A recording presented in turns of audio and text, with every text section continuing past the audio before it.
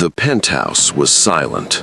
Han Min-jae stood in his kitchen at 5 a.m., staring at an empty counter where his breakfast should have been. For 3 years, every single morning, Amara Okafor had been there. The tea brewing, the rice steaming, her quiet efficiency moving through his home like clockwork. But today, nothing. No sound, no warmth, no Amara. In his world, when someone reliable suddenly vanishes, it only means one thing: something terrible has happened. Before we go further, drop a comment and tell me where you're watching from. This story is going to leave you speechless. Hit that subscribe button right now, because what happens next will change how you see loyalty, protection, and revenge forever. Han Min-jae didn't become the head of Seoul's most feared organized crime family by ignoring his instincts. And right now, every instinct was screaming. He pulled out his phone, dialed Amara's number. It rang once, twice, then voicemail. Her voice, professional and warm, asked him to leave a message. He hung up, tried again, voicemail. His jaw clenched. He pressed the intercom to his security station downstairs. Has anyone seen Amara Okafor this morning?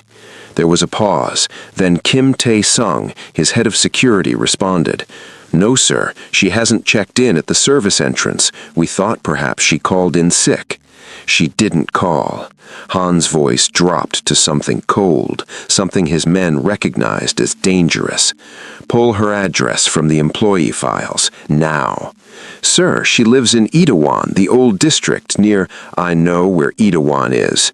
Have my car ready in 5 minutes. Boss, I can send men to check on her. You don't need to... 5 minutes. The line went dead.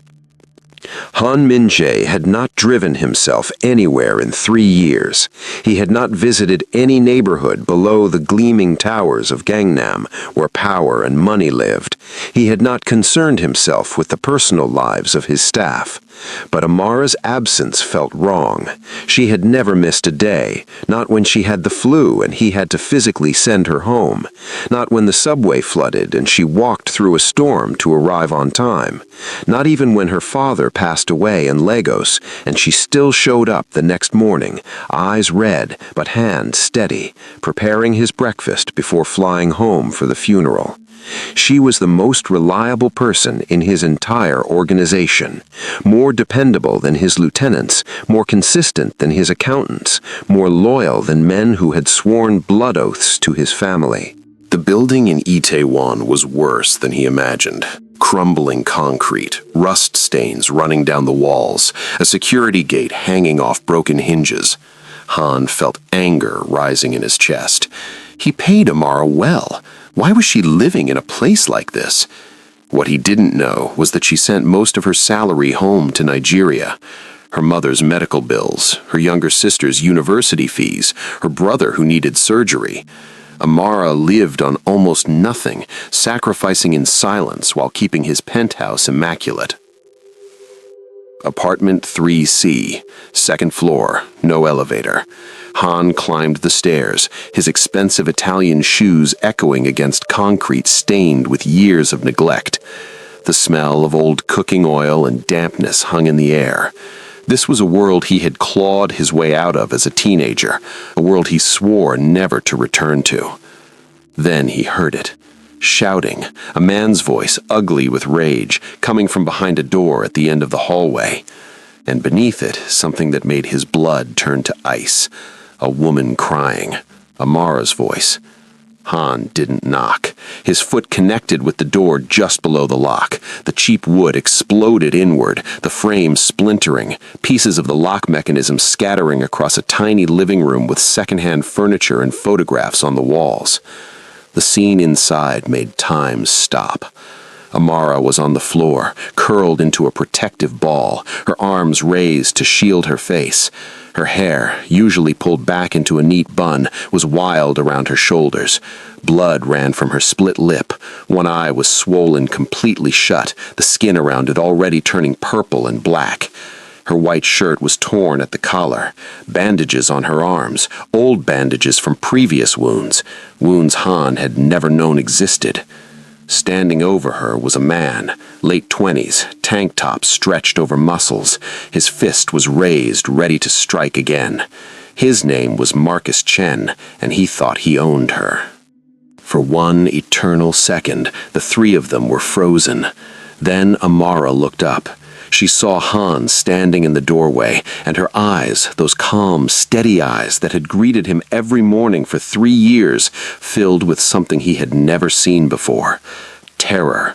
Not of Marcus, of Han seeing her like this, broken, vulnerable, human.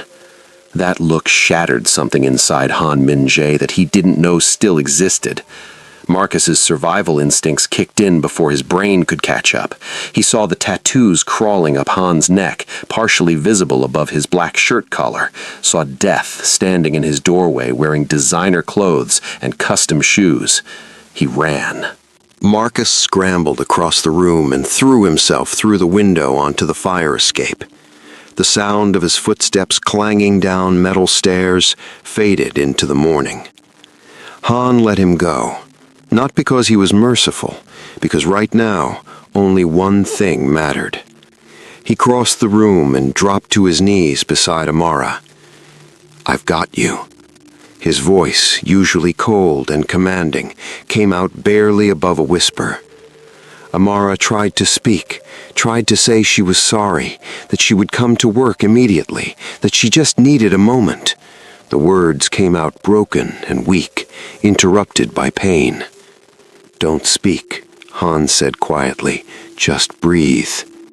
He scooped her into his arms like she weighed nothing, cradling her against his chest with a gentleness that would have shocked anyone in his organization.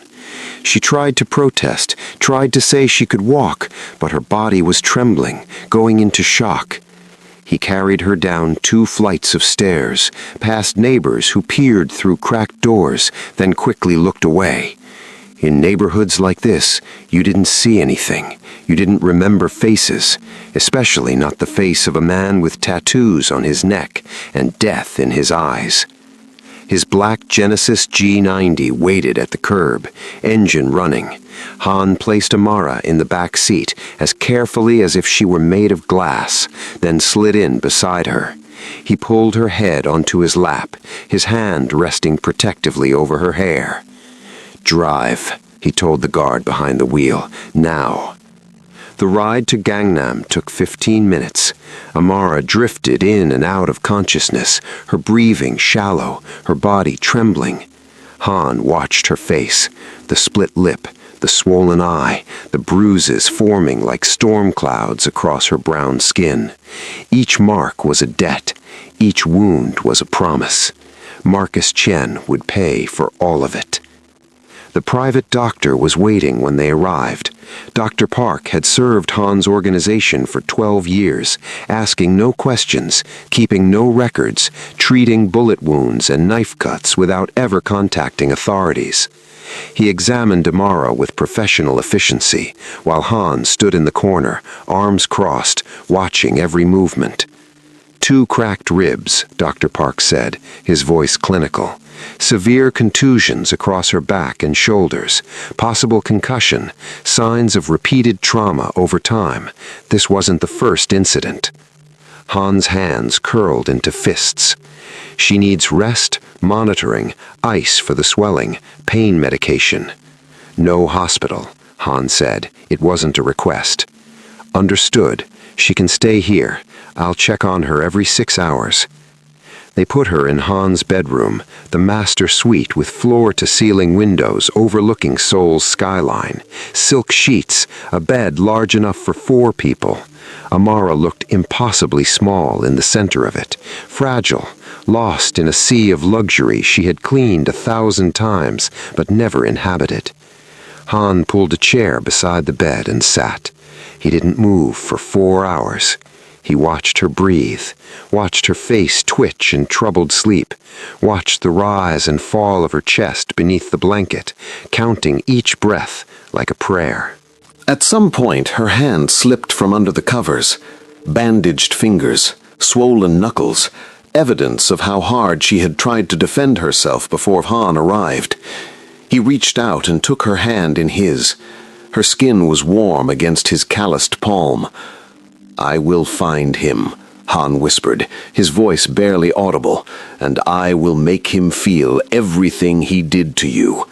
This I swear on my family's name." Outside the window, Seoul glittered in the afternoon sun. Han Min-jae did not sleep. He made phone calls, quiet conversations in Korean with men who operated in shadows, who found people who didn't want to be found.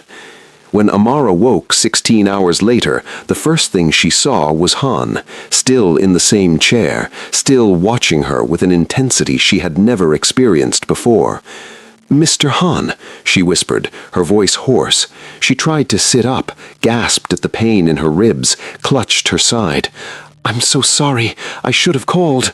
I'll make your breakfast right now. I'll—" "Stop." The single word froze her.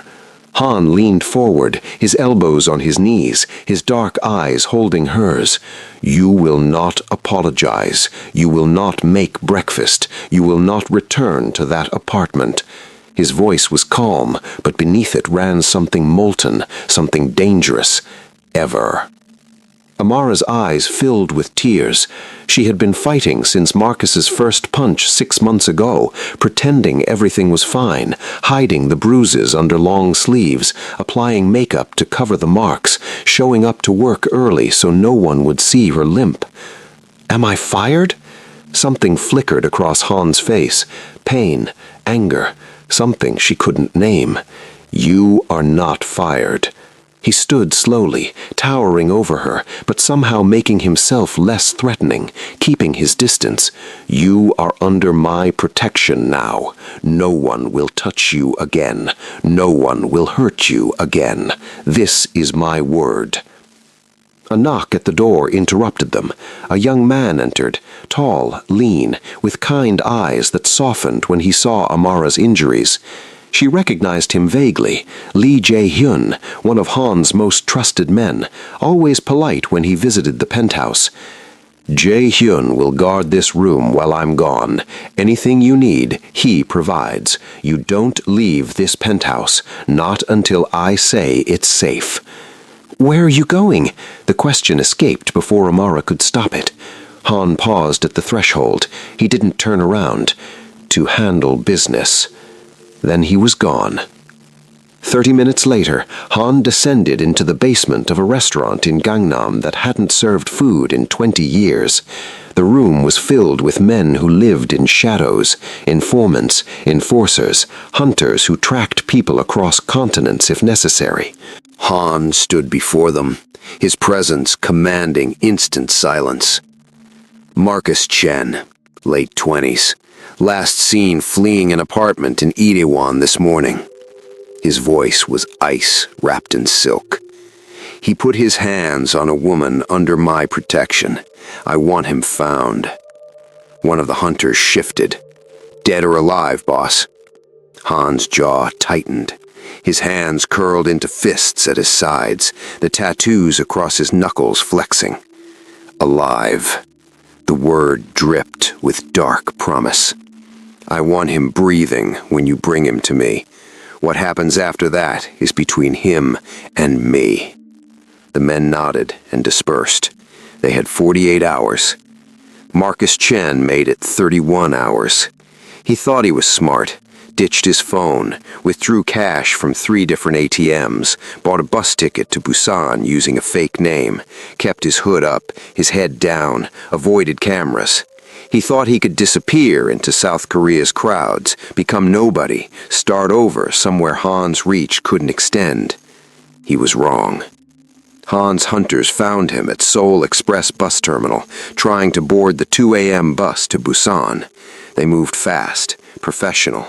One moment Marcus was clutching his ticket. The next, he was in the back of a van with a bag over his head, his screams muffled, his threats ignored. The room they brought him to was cold. Concrete floors, exposed pipes, a single bulb hanging from the ceiling, walls that had witnessed confessions and endings for decades. Marcus was strapped to a chair when Han arrived. The boss descended the stairs slowly, each footstep echoing. He wore a white dress shirt this time, sleeves crisp, collar perfect. He looked like a businessman arriving for a meeting. He didn't speak. Marcus started talking immediately, excuses pouring out like sewage. "He's my girlfriend, man. We had a fight. Couples fight, it's none of your business what happens between—" Han rolled up his sleeves, methodically, precisely. The tattoos on his forearms caught the light, dragons and symbols and names of men who had crossed him and paid the price. Still, he said nothing. The first punch broke Marcus's nose. Blood sprayed across the concrete. The second cracked 2 ribs, the exact same ribs Marcus had cracked on Amara. Han worked in silence. No questions, no demands for apology. This wasn't an interrogation. This was education. Every blow was measured, calculated to inflict maximum pain without allowing unconsciousness. Marcus needed to feel all of it. Every bit of pain he had inflicted on Amara, multiplied. "Please," Marcus sobbed between strikes. "Please, I'm sorry. I'll never touch her again, I swear. I'll leave Korea. You'll never see me again." Han paused. His knuckles were split. Blood, both his and Marcus's, dripped onto the floor. He leaned close to Marcus's ruined face. "You're right," Han whispered. "You won't." The punishment continued for another hour. When Han finally climbed the stairs, his white shirt was stained crimson. His face was expressionless. His hands trembled slightly, not from exhaustion, but from the effort of stopping himself from going further. Marcus was still breathing, barely, broken but alive, as promised. 3 weeks passed. Amara's bruises faded from purple to yellow to nothing. Her ribs healed. The swelling around her eye disappeared, revealing the steady gaze Han had grown accustomed to. But something else was changing, something neither of them expected.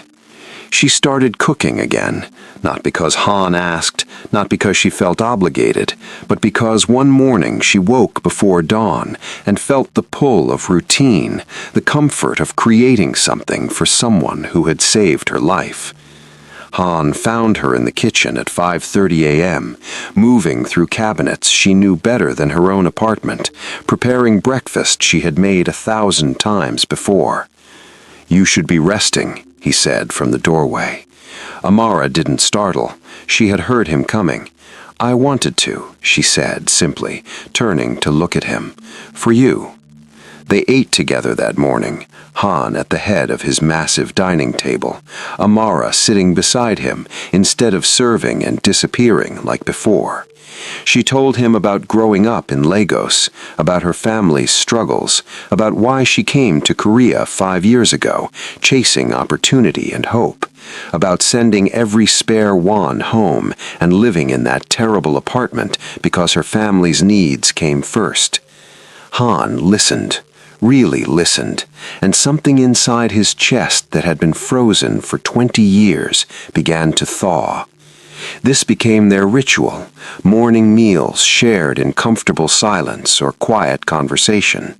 Han discovered that Amara laughed easily when she wasn't afraid, that she hummed old Nigerian songs while she cooked, that she dreamed of opening a small restaurant someday, serving her mother's recipes to Seoul's international community.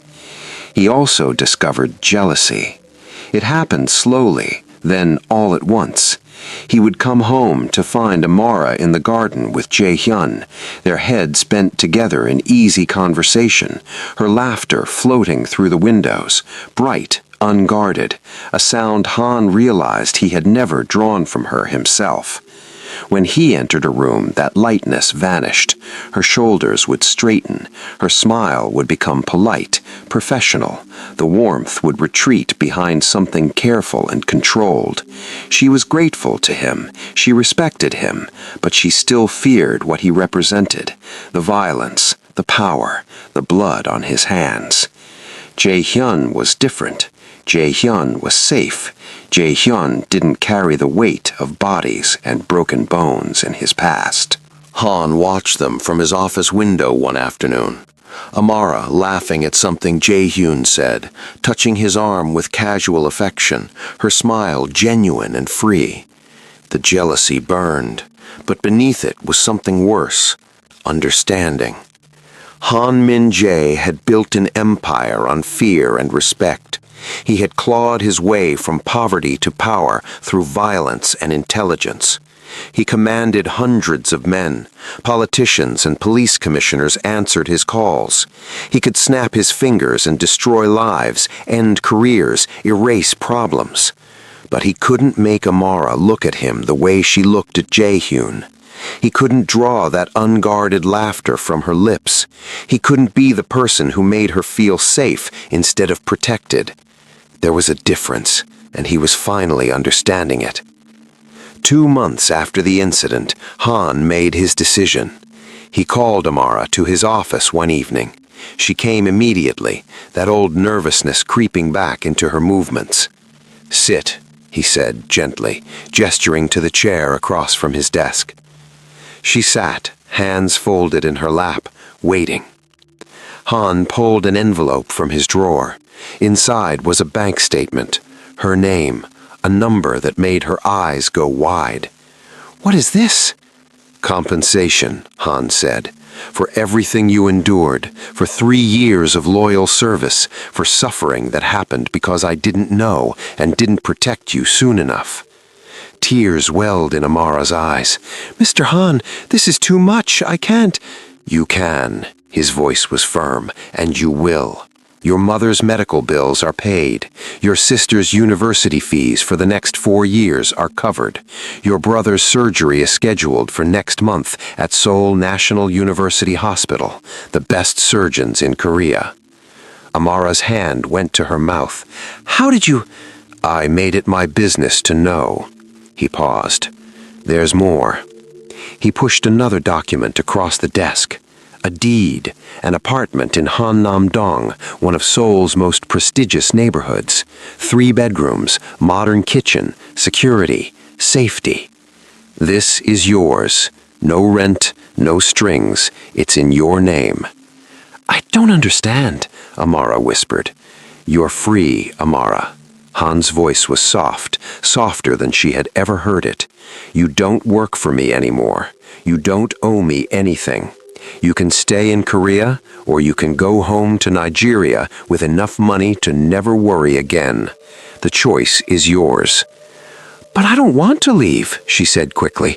"I want to stay. I want to work for you. I want—" "To live your life without fear, without obligation, without feeling like you owe someone your freedom because they saved you once."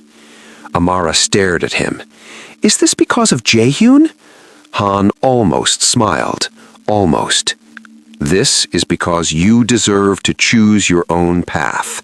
And if that path leads to him, then I'm happy for you both.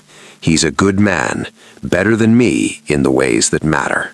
"That's not true," Amara said, her voice fierce. "You saved my life. You protected me. You gave me everything." "I gave you safety," Han corrected, "but Jae-hyun gives you something I never could. Peace, the ability to breathe without fear, to laugh without wondering if the man across from you has blood on his hands." He stood, walked to the window, looked out over Seoul's glittering skyline. "I would rather see you happy with him than grateful to me. Gratitude isn't love, Amara, and you deserve love." The room was silent for a long moment. Then Amara stood, walked around the desk, and did something that surprised them both. She hugged him. Brief, warm, genuine. "Thank you," she whispered, "for everything, for seeing me as more than someone who cleans your home, for caring enough to let me go." Han stood rigid for a moment. Then, slowly, carefully, he returned the embrace. When she pulled away, there were tears on her cheeks, but she was smiling.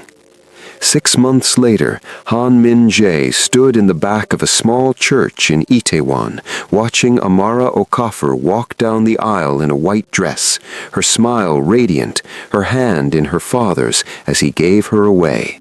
Jae-hyun waited at the altar, his eyes shining with tears, with joy, with a future Han had made possible by stepping aside. Han didn't stay for the reception. He slipped out quietly, back to his Genesis, back to the shadows where he belonged. But as he drove through Seoul's streets, he felt something he hadn't experienced in 20 years. Peace. Not happiness, but peace. He had given Amara what she truly needed. Not possession, not control, not debt. Freedom. The freedom to choose her own life, her own love, her own future. And in doing so, Han Min-jae had proven something to himself.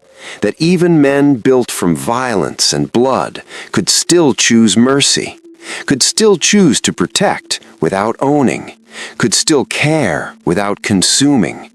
Some battles couldn't be won with force. Some victories looked like walking away. And sometimes the greatest act of power was knowing when to let go. Marcus Chen spent the next 5 years in prison. His bones healed wrong. He walked with a permanent limp. His hands never regained full mobility. But he was alive, breathing, existing with the knowledge that Han Min-jae could have erased him from the world, but chose mercy instead. That mercy was its own kind of punishment, a reminder every day that he had been spared by a man more powerful than he could comprehend. Amara and Jae-hyun opened a small restaurant 2 years after their wedding, Nigerian-Korean fusion cuisine. It became one of Seoul's most beloved hidden gems, featured in magazines, celebrated by food critics. Amara's mother visited from Lagos, tears in her eyes as she tasted her daughter's success. Han visited once, sat in a corner booth, ordered the house special, left a generous tip and a note that simply said, "Proud of you." He never came back, not because he didn't care, because his presence would always carry shadows, and Amara deserved to live in the light. This story proves something important. Power isn't about control. It's about knowing when to use it and when to set it down. True strength isn't domination. It's protection without possession. It's caring enough to let someone go so they can truly be free. If this story moved you, hit that subscribe button. Comment below if you believe Han made the right choice. Share this with someone who needs to know that love sometimes means stepping back instead of holding on. And remember, the people who change our lives aren't always the ones who stay.